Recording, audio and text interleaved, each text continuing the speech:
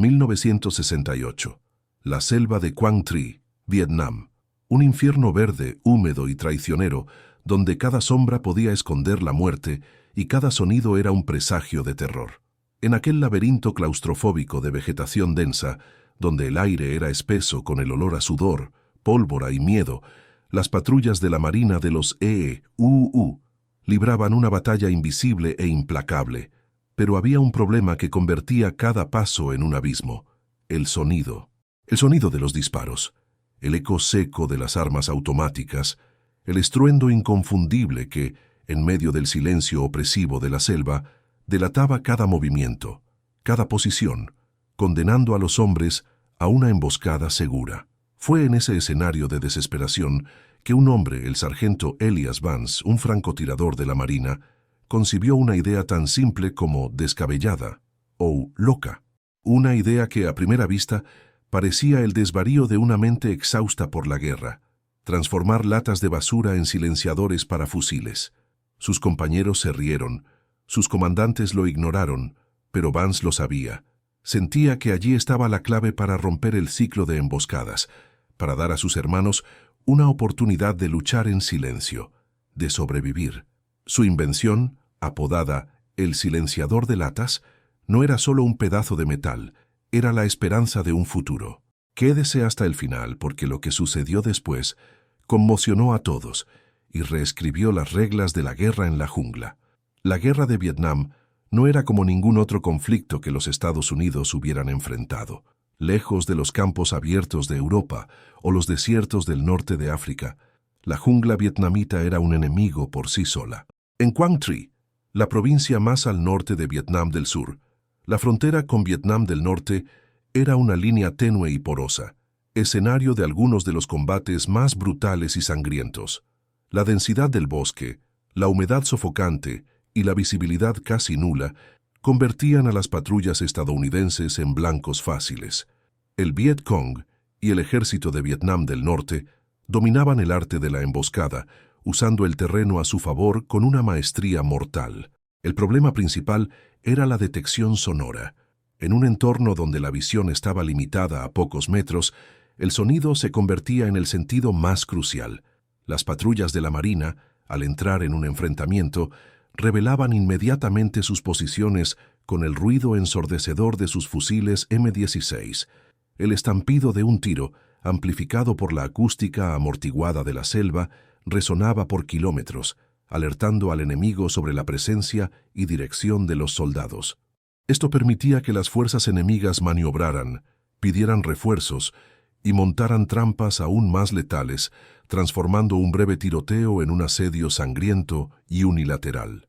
Las soluciones convencionales de la época eran insuficientes, cuando existían. Los silenciadores militares eran equipos raros, caros y a menudo ineficaces para los fusiles de asalto estándar, además de ser demasiado pesados y voluminosos para el combate en la selva, donde cada gramo contaba. El foco de la ingeniería militar estaba en armas más potentes, en tácticas de fuego y maniobra que, en teoría, deberían doblegar al enemigo. Pero en la práctica, contra un adversario que se movía como fantasmas y usaba el terreno como arma, esas tácticas fallaban. Los aliados estaban perdiendo la guerra del sonido, y con ella, innumerables vidas eran cegadas, una por una, en el silencio que precedía al estruendo fatal y al grito de desesperación. Era una amenaza mortal que minaba la moral, paralizaba el avance y transformaba cada misión en una ruleta rusa. La necesidad de una solución urgente era palpable, un grito silencioso que reverberaba por toda la selva. Esa necesidad, ese grito silencioso, no solo era oído por Elias Vance, era sentido en cada fibra de su ser. El sargento Elias Vance, un francotirador de la Marina, era un hombre forjado en la adversidad, un veterano que había visto demasiado horror como para permitirse el lujo de la complacencia. Nacido y criado en un barrio obrero de Detroit, Michigan, no tenía títulos de ingeniería o credenciales académicas que lo calificaran para innovar. Su escuela había sido la vida, su laboratorio, las calles y los campos de tiro, donde la precisión y la observación aguda eran las monedas más valiosas. Antes de la guerra, Vance trabajaba en una fábrica, un trabajo manual que perfeccionó su destreza y su comprensión práctica de la mecánica y los materiales. Pero fue su experiencia como francotirador, su habilidad casi sobrenatural para fundirse con el entorno y moverse sin ser detectado, lo que lo hizo excepcionalmente sensible al problema del sonido. Sabía, más que la mayoría, que en la selva un estampido valía más que 1000 palabras, valía la vida. Vance había pasado noches en vela, emboscado, escuchando al enemigo acercarse, y sabía que ellos hacían lo mismo. Fue testigo de la frustración, la desesperación de sus compañeros, la impotencia ante un enemigo que parecía tener el don de la invisibilidad. Cuando comenzó a murmurar sobre sus ideas, sobre la posibilidad de amortiguar el sonido de los disparos con algo tan trivial como una lata, el escepticismo fue la reacción más suave. «Vance, ¿estás loco? Silenciador de latas, ¿qué será lo próximo? ¿Un tanque de cartón?», se burlaban sus compañeros, algunos con humor forzado, otros con la amargura de quien ya había perdido la esperanza. Sus comandantes, hombres de reglas y protocolos, meneaban la cabeza, clasificando sus propuestas como delirios de un tirador exhausto. Para ellos, la idea era absurda, una afrenta a la ingeniería militar y a la seriedad de la guerra. Pero Vance, el tirador de las latas, como algunos comenzaron a llamarlo de forma condescendiente, no se inmutaba. Él veía lo obvio que nadie más veía. La solución estaba allí, al alcance de la mano, en aquello que todos desechaban. La inspiración para el silenciador de latas provino de una observación simple, pero profunda. Vance notó cómo el sonido de objetos metálicos huecos resonaba de manera diferente, cómo el eco se alteraba dentro de compartimentos cerrados. Su mente, entrenada para la precisión y la improvisación, comenzó a conectar puntos. No era un ingeniero, pero era un maestro en hacer lo máximo con lo mínimo. La idea era rudimentaria: crear una cámara de expansión para los gases del disparo, usando materiales que pudieran encontrarse en el campo de batalla. El concepto no era nuevo, pero la aplicación, con chatarra, era revolucionaria. Sus materiales: latas de raciones C vacías, aquellas que se desechaban a diario, oxidándose en el barro de la selva, pedazos de tubería de escape, dañada de jeeps y camiones, alambres, y lo que pudiera encontrar, con un soplete improvisado, alimentado por baterías de vehículos o incluso por generadores portátiles que apenas funcionaban, y algunas herramientas básicas de mecánica que mantenía consigo, Vance transformó su barraca, en las pocas horas de descanso que tenía, en un taller secreto. En medio del calor sofocante y la humedad pegajosa, trabajaba incansablemente, cortando, moldeando y soldando las latas, creando cámaras internas y deflectores rudimentarios. El proceso era lento y peligroso, con el riesgo de explosiones o de heridas graves con cada chispa. El olor a metal quemado y sudor impregnaba el aire. Los primeros intentos fueron, previsiblemente, un desastre. El ruido aún era demasiado fuerte, la estructura no resistía la presión, o el proyectil se desviaba. «Vance, esto es una broma de mal gusto», gritó un sargento, después de que uno de los prototipos se desintegrara en una prueba inicial, casi alcanzando a un observador. Pero cada fallo era una lección.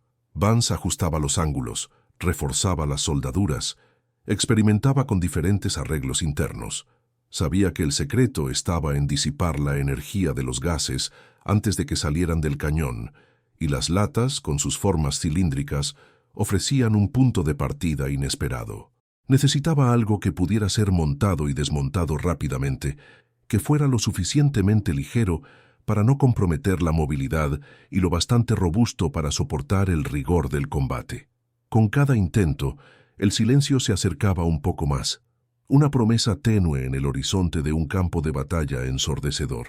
La promesa del silencio, por más tenue que fuera, era el combustible que mantenía a Elías Vance despierto, sus manos callosas trabajando incansablemente bajo la luz débil de una linterna. Había percibido que la clave no era solo amortiguar el sonido, sino controlarlo, disipar la energía de los gases antes de que pudieran crear aquel estruendo fatal. Comenzó a experimentar con diferentes arreglos internos en las latas, introduciendo rudimentarias divisorias metálicas, como deflectores, soldadas en espiral o en zigzag. Usó pedazos de alambre de púas estirado y aplanado, restos de aluminio de aviones derribados, cualquier chatarra que pudiera servir para crear cámaras de expansión y turbulencia dentro de la lata. La idea era forzar a los gases a recorrer un camino más largo y complejo, perdiendo energía y velocidad antes de salir, como un río que es obligado a serpentear por un laberinto antes de desembocar. El desafío técnico era inmenso. Con cada disparo, la presión interna era brutal, amenazando con desgarrar la estructura frágil de las latas. Vance reforzó las uniones con anillos de metal más gruesos, retirados de aros de barriles o de cualquier otra fuente de acero resistente que encontrara. La fijación al cañón del fusil también era un problema crítico. No podía ser permanente, ya que el silenciador debía ser removible para limpieza y mantenimiento, y la precisión del tiro no podía verse comprometida.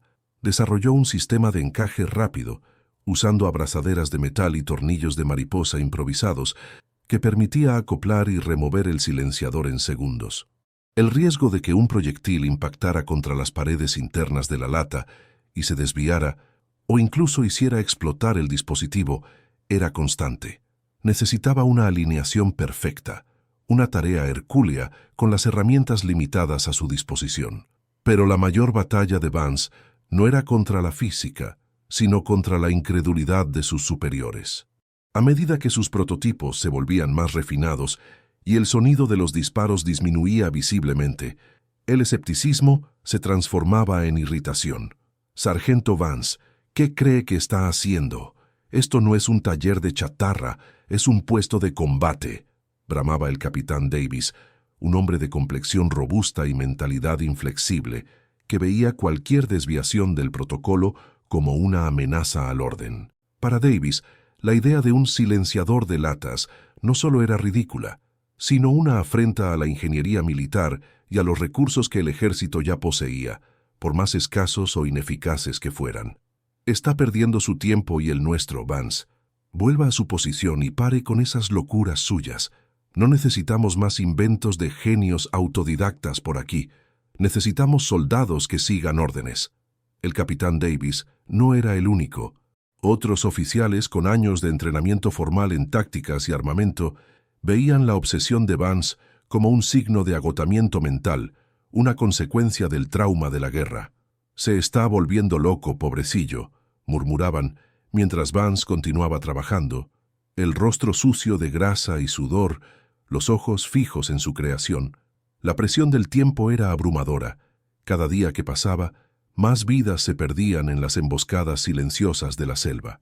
Vance sentía el peso de cada baja, la urgencia de su misión creciendo con cada informe de patrulla diezmada. Sabía que necesitaba probar el valor de su invención, y rápido. El silencio, para él, no era un lujo. Era la única esperanza. Los fallos iniciales eran desalentadores. Un prototipo se deshizo en pedazos después de pocos tiros. Otro deformó el proyectil, volviéndolo inútil. En una ocasión, uno de los encajes improvisados se soltó y la lata voló lejos, casi alcanzando a un observador. «Te lo advertí, Vance. Esto va a matar a alguien», gritó el capitán Davis amenazando con confiscar todas las herramientas y materiales de Vance. Pero Vance no retrocedió. Argumentó que las vidas ya se estaban perdiendo y que su intento, por más loco que pareciera, era la única alternativa real. Persistió ajustando, soldando, probando, hasta que finalmente un día, después de incontables horas de trabajo y frustración, se disparó un tiro. El sonido, antes ensordecedor, se redujo a un susurro metálico, un pft, amortiguado que apenas se distinguía de los ruidos de la selva. Ese sonido, o la falta de él, fue la primera grieta en el muro de escepticismo que lo rodeaba. Una pequeña, pero poderosa, promesa de que lo imposible podría de hecho lograrse. La semilla de la duda había sido plantada, y ahora Vance necesitaba regarla con el éxito en el campo.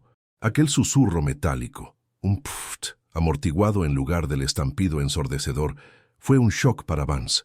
No era el silencio absoluto de una película de espionaje, pero era una reducción drástica, una distorsión del sonido que lo hacía irreconocible en el coro incesante de la selva. Ese sonido casi inaudible, sin embargo, no convenció de inmediato al capitán Davis. «Un truco de humo, Vance. Un golpe de suerte», gruñó a un escéptico, pero había un temblor en su voz, una grieta en su armadura de desdén.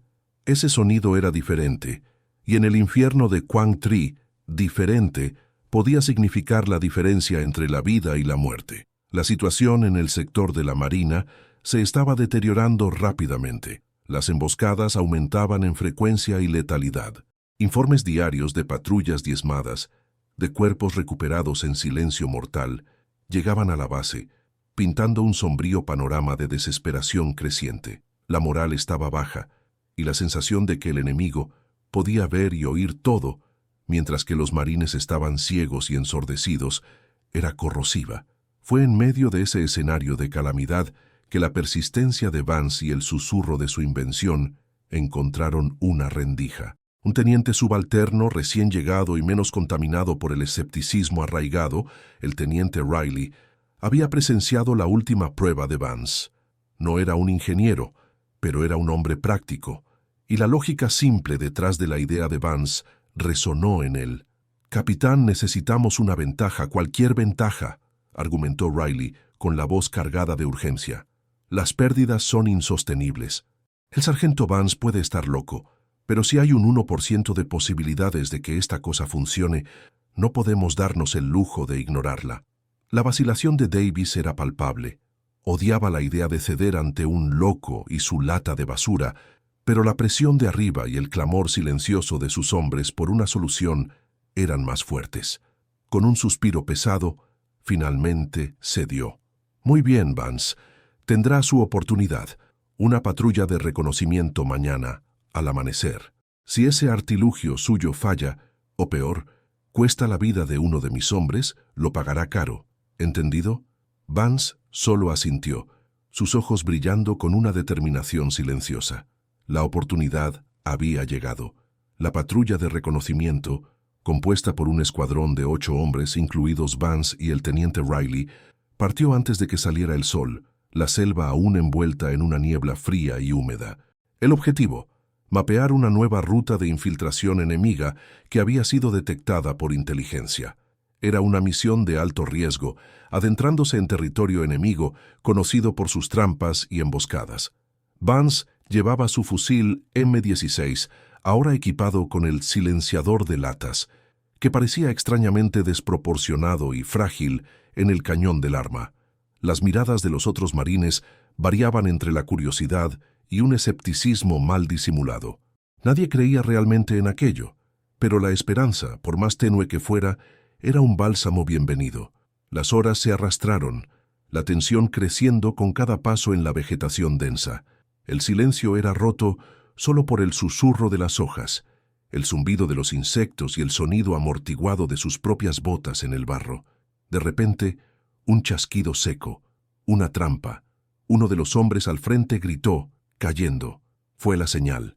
La selva explotó.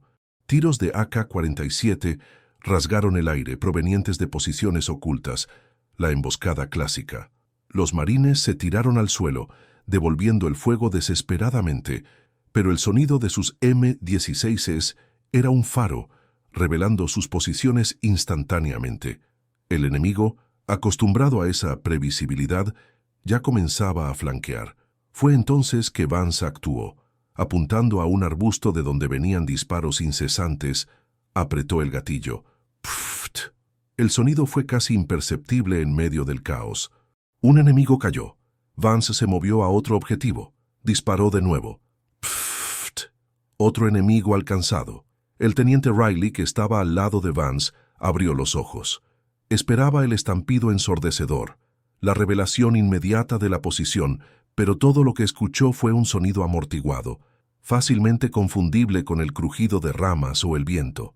El enemigo, por su parte, estaba confundido. ¿De dónde venían los tiros? Sus tiradores no podían identificar la fuente de los disparos de Vance. Ese silencio inesperado cambió las tornas. Al no ser reveladas sus posiciones de inmediato, Vance pudo disparar con precisión quirúrgica, eliminando amenazas sin alertar al resto de los tiradores enemigos sobre su ubicación exacta. Los otros marines, viendo el impacto, comenzaron a inspirarse. Usaron el momento de confusión del enemigo para maniobrar, para avanzar, para flanquear a los emboscadores, algo que antes era imposible. El capitán Davis, que recibía los informes por radio, escuchó el cambio en el tono de voz de Riley, la sorpresa y la eficacia que antes eran impensables.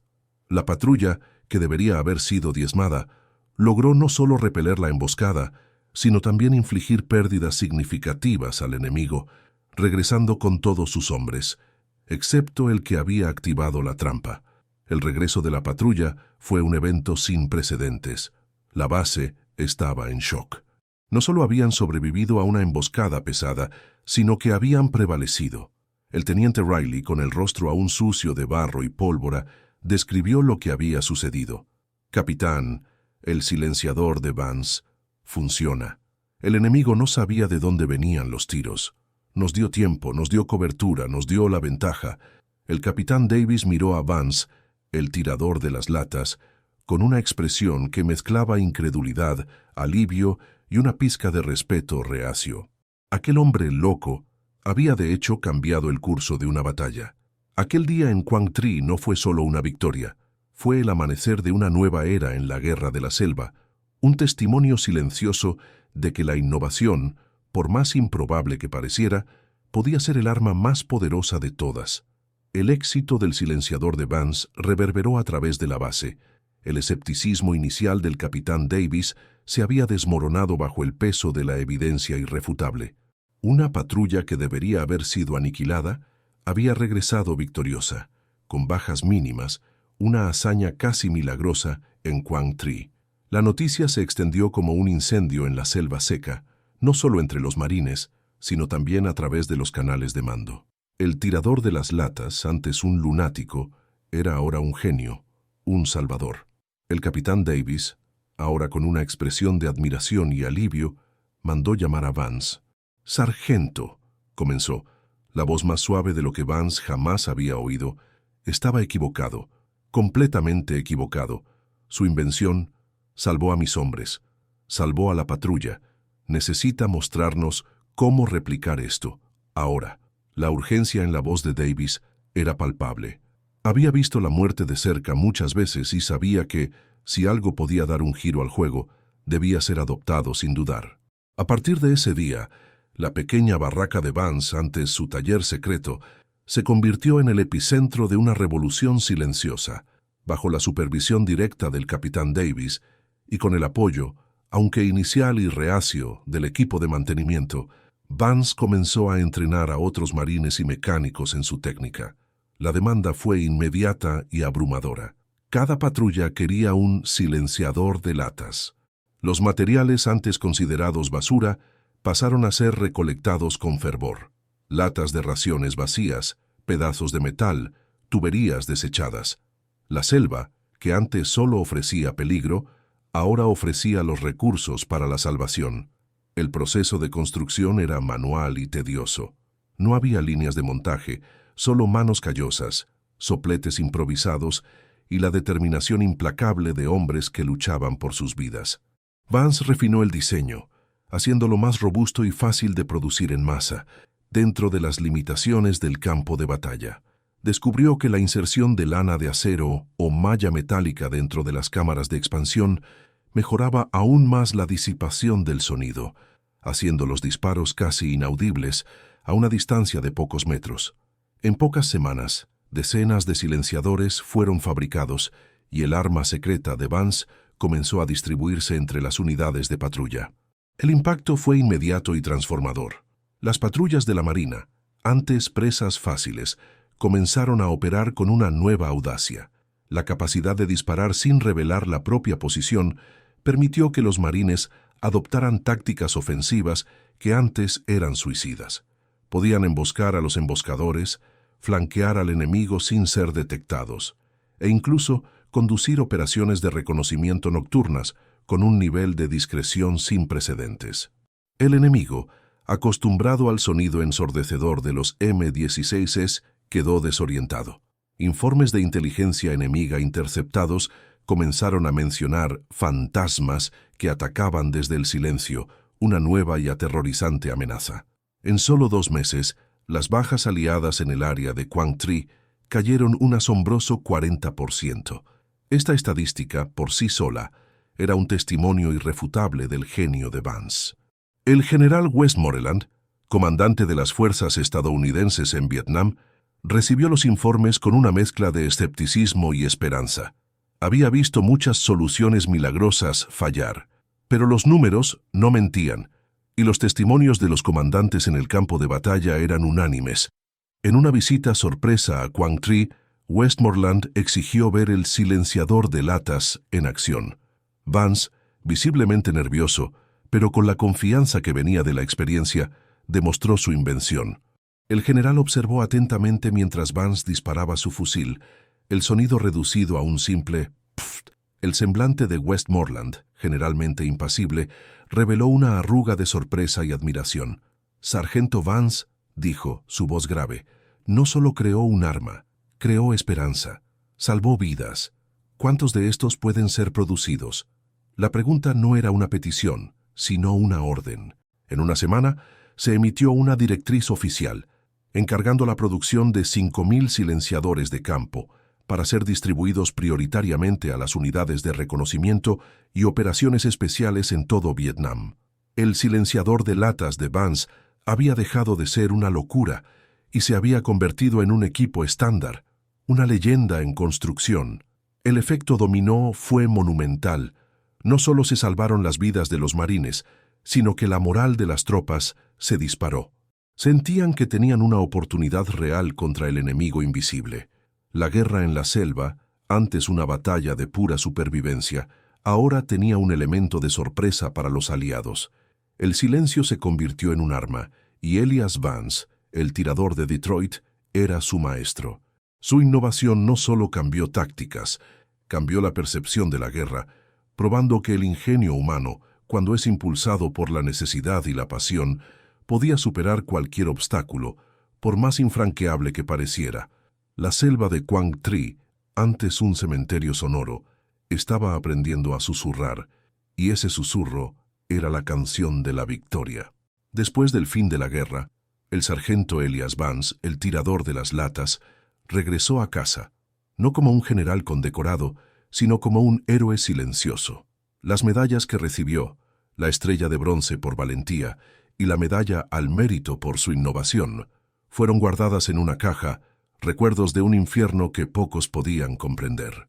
No buscó la gloria o el reconocimiento público. La satisfacción de saber que sus latas oxidadas habían salvado incontables vidas era su mayor recompensa. Vance regresó al anonimato de su natal Detroit, tal vez a la fábrica donde había trabajado, sus manos aún hábiles, pero ahora con la memoria de haber moldeado no solo metal, sino el destino de hombres en combate. El silenciador de latas de Vance, aunque nunca se convirtió en un sofisticado artículo de catálogo militar, dejó un legado imborrable.